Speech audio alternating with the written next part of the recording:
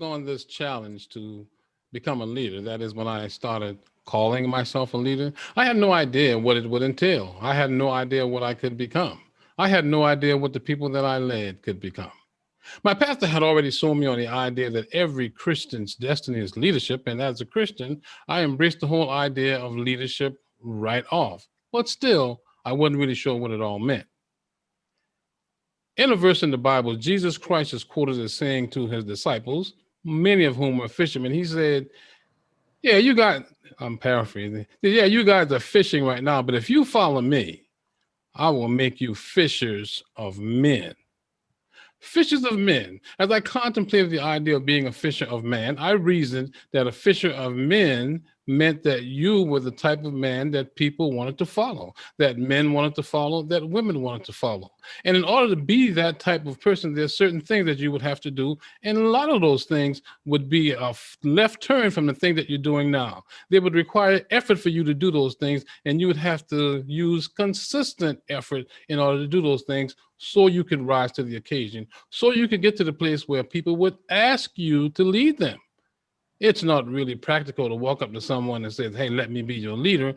But if you embrace the qualifications, if you embrace the characteristics that make you a leader, and we all know what they are, it's a huge possibility someone will come up to you. Someone like a Josh Reinheimer or Leon Williams or Lee Sullivan, anybody in this club might come to you and say, hey, would you help lead me?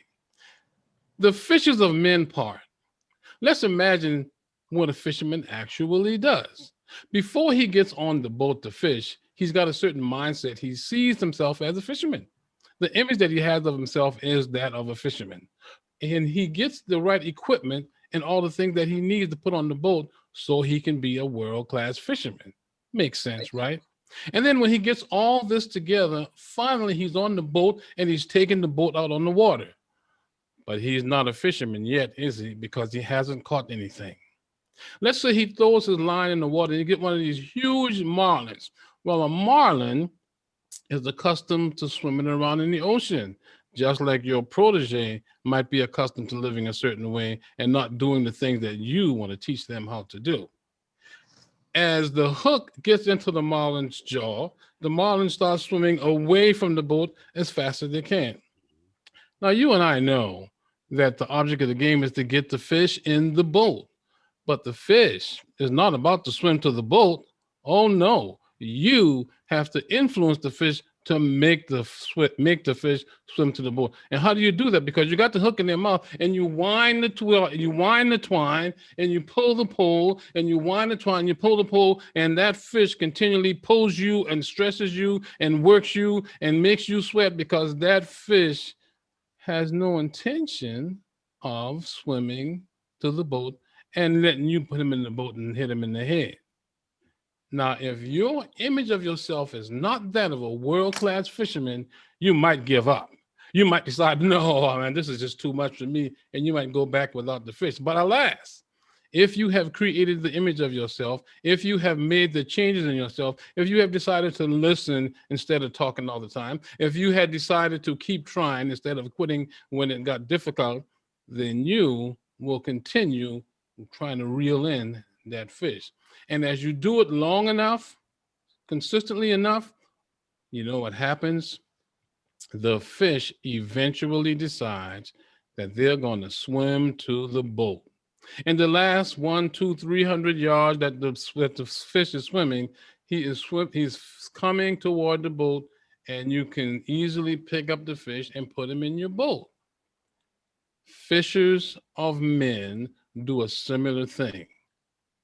Some fish are big, just like some proteges are more talented than other proteges. But once you embrace yourself as a leader, once you become the image that you have created in your mind of the type of leader that you are, then lots of people like Asata, lots of people like Pamela, lots of people like Cliff, they'll come to you because they'll notice that you've got the experience of pulling in several marlin, right? If you follow the analogy.